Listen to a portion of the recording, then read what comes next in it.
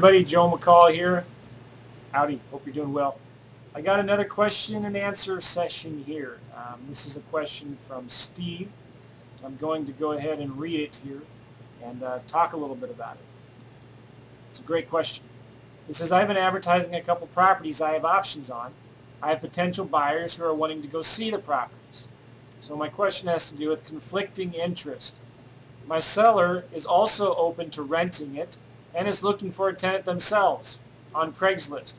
In fact, if you drive by one of the homes, a property management company has a nice big sign in the front yard about renting. I'll also add many of these potential buyers I'm pointing to the house are also looking just to rent if they can. I feel like this may have been the culprit on one of the homes I marketed, and the seller later told me that he found a tenant already. Any idea on what I can do or what I should be doing on something like this? Steve's a great question.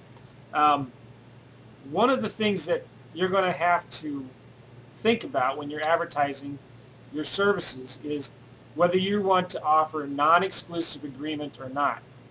One of the reasons why I get so many properties under contract is because I tell the sellers, you can continue advertising the home, and if you find a buyer or a renter before I do, you can just cancel my listing agreement, and or you can not a listing agreement. Sorry, you can cancel my option agreement, and then you won't owe me anything. So, because there is just hardly zero risk for sellers, I get a lot of properties under contract because what does it hurt? There's no risk at all to letting me advertise the home for them. So you're going to get more deals, but you're also going to lose more deals because your option contract is flexible. The sellers can continue advertising. And personally, I'd prefer to do that anyway, because then if it's 2 months, 3 months down the road and I've not found a tenant buyer yet, it's not entirely my fault. The seller could have been advertising the home on their own. The seller could have listed it with an agent. It doesn't matter to me. They can do whatever they want. So you will win some deals, you will lose some deals. So what do you do if the owner is actively advertising the property? Well, first of all, let me say, most of the time in my experience, the sellers will just stop advertising the property because they see my advertising that I'm doing and I'm being so proactive with it. So, I don't know, 8 times out of 10, this seller will not continue advertising their home. But there's 2 times out of 10 where the sellers will continue advertising the home, and this is not a bad thing. But what happens if they do? I will stress, sometimes I'll tell the tenant buyers when they call, hey, look, you're going to go drive by the home, you'll see a sign out there, the seller is advertising it for rent, but I'm advertising it for rent to own. And I talk to the tenant buyer about rent credits. And I talk to them, look, if you decide to rent that house, how would you like to throw away your rent every day and not see any of it ever come back to you again?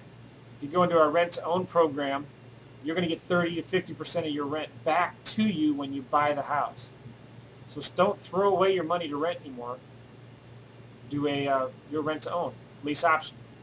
So I tell the tenant buyers the benefits of doing a rent-to-own.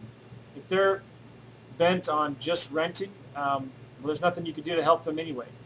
But you got to remember what's in the seller's best interest. You got to focus on what's on the seller's best interest, and the seller's best interest is to get somebody in that house as quickly as possible, and that's why I think it's important to let the sellers continue advertising.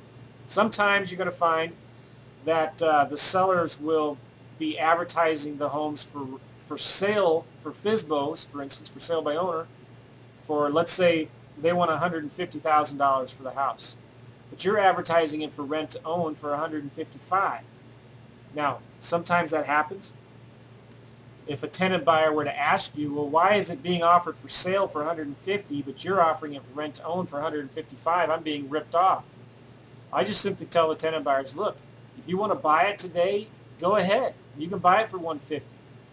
But I ask the tenant buyer, why don't you go ahead and buy it? And let them answer the question. Usually it's, well, I don't have good enough credit for that. I can't buy it right now. Okay, well, there's such a thing as, well, when you do a rent-to-own, during that rent-to-own period, I tell the tenant buyers, that seller is taking on all the risk for that home.